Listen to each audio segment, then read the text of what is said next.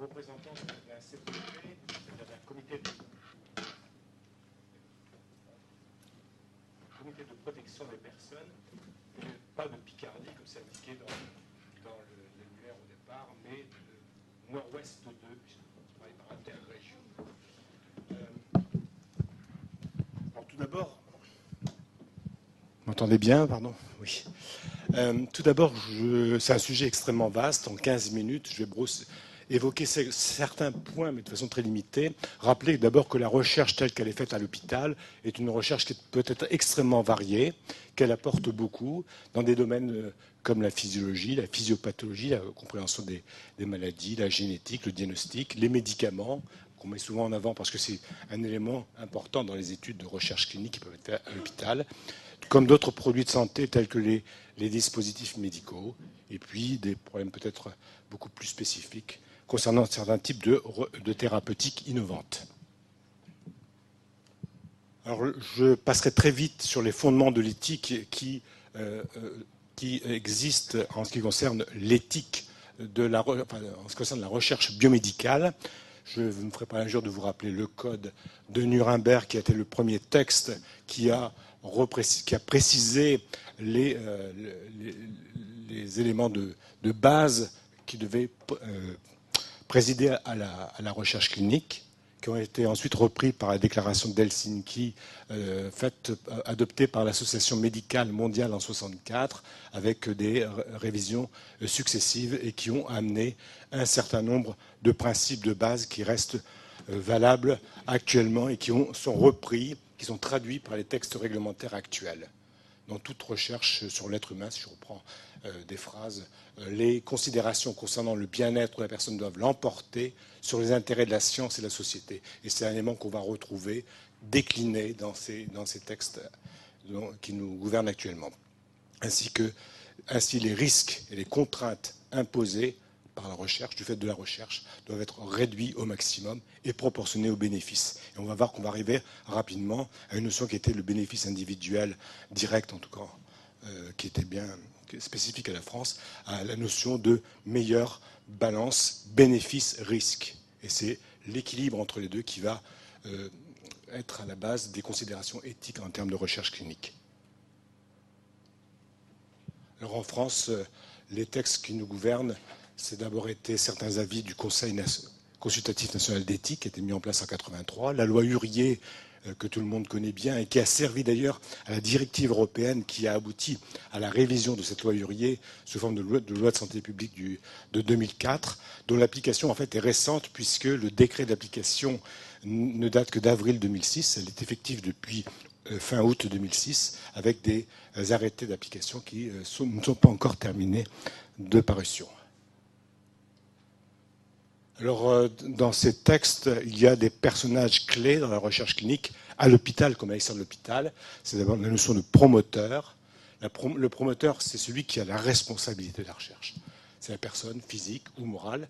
Bon, en l'occurrence, à l'hôpital, c'est forcément une personne morale qui prend l'initiative d'une recherche médicale sur l'être humain, en assure la gestion et vérifie que son financement est prévu. Ça reprend les textes précis sur le plan réglementaire. Alors sur l'hôpital, le promoteur hôpital va intervenir dans le cadre d'un certain nombre d'actions de recherche, telles que les PHRC, des appels d'offres locaux, des projets internes dont l'hôpital va prendre la promotion. Et puis, dans les essais qui sont faits à l'hôpital, également des promoteurs extérieurs à l'hôpital. Ça peut être l'industrie pharmaceutique dans le cadre d'essais thérapeutiques concernant les médicaments. Ça peut être les organismes de recherche comme l'INSERM, la NRS, l'INCA, etc.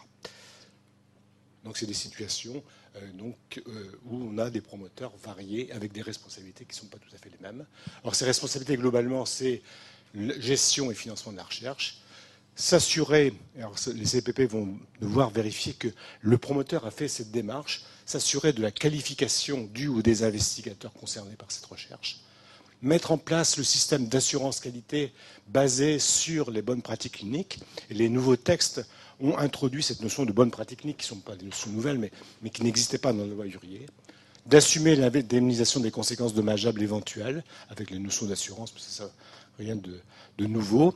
Et puis vérifier un certain nombre d'autorisations, Alors ces autorisations, ça a évolué par rapport au texte ancien, puisqu'elles concernent à la fois la structure qu'est le CPP, le CCPPRB, qui était l'ancêtre du CPP, n'avait pas à donner d'autorisation, il donnait simplement un avis, qui n'était pas forcément suivi, alors que maintenant l'avis est contraignant, c'est une autorisation. De même que l'autorité compétente, qu'est la FSAPS ou la Direction générale de la santé, et puis les autorisations CNIL en fonction de la gestion informatique des données. Et puis, ce qui est nouveau aussi, c'est l'obligation d'un suivi étroit de la sécurité au cours de la recherche, qui est un plus par des nouveaux textes.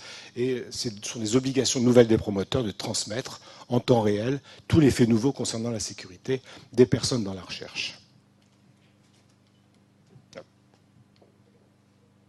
L'investigateur, bien sûr, a des responsabilités. Il n'y a pas que le promoteur. C'est lui qui est responsable du protocole. C'est lui qui est responsable du respect des bonnes pratiques cliniques, même si le promoteur a dû s'assurer qu'il y avait ce système d'assurance qualité. C'est lui qui va organiser la recherche, je vais peut-être passer. C'est lui qui va prévoir les modalités qui vont permettre de veiller à la qualité du recueil des données, qui sont importants. Et un recueil des données qui ne serait pas correct ne serait bien sûr pas éthique, qui va veiller au respect de l'anonymat, pour lequel puis on peut ajouter d'autres responsabilités particulières de l'investigateur, ce que je vais passer. Donc, à côté du promoteur, de l'investigateur, il y a la structure qu'on appelle une autorité compétente qui va autoriser la recherche. Alors, il y a l'autorité compétente proprement dite, donc je dis l'AFSAS pour les produits de santé, la DGS pour les autres situations, et puis ce comité de protection des personnes, donc dont d'une part les missions et d'autre part la composition a évolué avec des intervenants indépendants. Et ça, ce qui est nouveau, c'est les déclarations d'intérêt qui doivent être faites, et puis des compétences dans des différents domaines utiles pour juger des dossiers, dans le domaine de la recherche biomédicale, bien sûr, mais dans les questions éthiques, dans les questions sociales, questions psychologiques, juridiques. Et puis, ce qui est nouveau aussi, c'est l'apparition des représentants des associations de patients et d'usagers du système de santé, correspondant des associations agréées, qui sont d'un apport extrêmement intéressant dans le cadre de l'évaluation des projets de recherche. Alors, dans les points fondamentaux, je vais aller assez vite parce que c'est un vaste sujet. Un élément clé dans l'éthique de la recherche à l'hôpital comme ailleurs, c'est le devoir absolu d'information et de transparence vis-à-vis des personnes qui se prêtent à la recherche. Information qui doit porter sur différents points sur lesquels je ne vais pas insister, bénéfices attendus, contraintes, et puis sur les possibilités concernant le consentement et le retrait éventuellement du consentement à tout moment. Et puis, ce qui est peut-être nouveau, c'est de dire, quand on propose une recherche, c'est d'expliquer les alternatives médicales, c'est d'expliquer un certain nombre de points, comme par exemple la possibilité qu'a la personne qui se prête à la recherche d'avoir les résultats de la recherche, les résultats globaux de la recherche, à l'issue de celle-ci.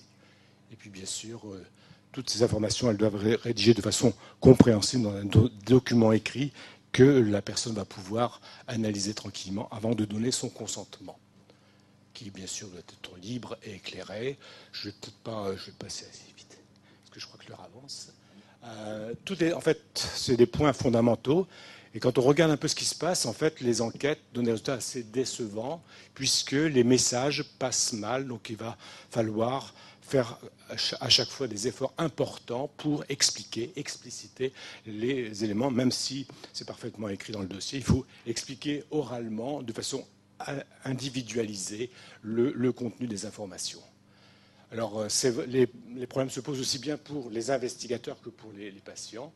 Par exemple, un tiers à la moitié des médecins impliqués dans les essais concernant la cancérologie disent ne pas connaître le niveau d'information qu'attendent les patients. Et puis quand on interroge les patients, là aussi on est extrêmement déçu parce qu'en général, premièrement, il y a une mauvaise mémorisation des informations et surtout une mauvaise compréhension, voire une non-compréhension des informations. Donc il y a beaucoup à creuser à ce niveau. Nouvelle mission des CPP, donc j'avais rappelé qu'elles n'étaient plus instances consultatives, mais vraiment des instances qui donnent des autorisations. Donc ça donne une responsabilité beaucoup plus importante à celle-ci. La notion de bénéfice individuel avec ou sans, j'avais dit effectivement que ce n'est plus une notion qui était au centre, parce que la différence entre les deux n'était jamais facile. Par contre, ce qui est important, c'est d'établir le bilan la balance, le rapport entre le bénéfice apporté par la recherche, ce qui va être difficile quand même pour un volontaire sain, et puis les risques qui sont potentiellement encourus. Alors, autres aspects, donc des aspects un peu techniques, mais qui visent à assurer aussi la transparence dans les essais. C'est en particulier l'enregistrement systématique dans des bases de données qui vont pouvoir être consultées au niveau national comme au niveau européen. Et puis également au niveau international, mais ça c'est facultatif. Et puis un point aussi qui manquait dans le passé, c'est de dire quelles sont les modalités prévues de prise en charge du patient à l'issue de la recherche, lorsque celle-ci est terminée. C'est un point aussi qui paraît tout à fait important. Et puis un point très important, mais je ne vais pas avoir le temps de le détailler, c'est que maintenant il y a des contraintes beaucoup plus importantes pour le suivi de sécurité, la déclaration des effets indésirables graves dits inattendus, la rédaction, c'est ça aussi qui est nouveau, de rapports périodiques de sécurité. Au cours de l'étude, il va falloir régulièrement faire un rapport qui va rapporter tous les faits concernant la sécurité au cours des études. C'est vrai pour les études concernant les médicaments, mais c'est vrai pour toutes les études. Et ça, il y a une démarche qui, pour l'instant, n'est pas encore évidente à ce sujet. Bon, je vais peut-être passer dessus. Bon, il y a des points qui ne sont pas nouveaux. C'est quelle est la place, quelle est les difficultés qui concernent les personnes vulnérables, tant en tant qu'inclusion dans les études et en tant que recueil de consentement. Je vais passer parce que je crois qu'on avance un petit peu. Oui, pardon. Je vais conclure. Je pas sur le fait qu'il y a un regard éthique, mais également un regard scientifique à apporter aux études par les CPP, qui sont tout à fait fondamentales. Bon, je vais passer là-dessus. Un cadre nouveau, c'est les recherches sur les soins courants, qui correspond à un domaine de recherche qui jusque maintenant étaient relativement flous au niveau des hôpitaux en particulier, et qui sont maintenant bien définis, avec un régime beaucoup plus léger que pour la recherche dite interventionnelle. Donc c'est simplement une recherche non interventionnelle, on observe ce qui se passe au cours des soins courants, mais on va faire un protocole de surveillance particulier, alors avec un certain nombre de conditions qui font que les actes de surveillance qu'on va ajouter ne doivent être de contraintes et de risques négligeables.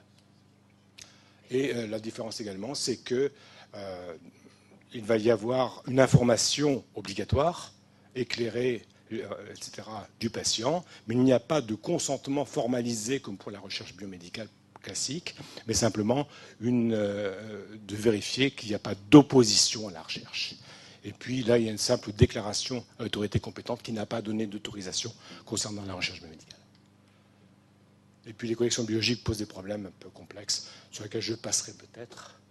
Les aspects économiques, oui, c'est dire que, mais ça c'est pas nouveau, qu'il n'y a pas de contrepartie financière directe ou indirecte, ça fait partie du principe du non-commerce du corps, etc., hormis éventuellement des défraiements de remboursement des remboursements de frais ou des indemnités, avec un certain nombre de précautions concernant le plafond des indemnisations possibles, et éventuellement, en fonction d'un certain nombre de situations, l'inscription à un fichier national pour éviter les participations simultanées à plusieurs essais. Et puis à côté de l'éthique de la recherche à l'hôpital, il y a aussi l'éthique du chercheur qui pose d'autres problèmes.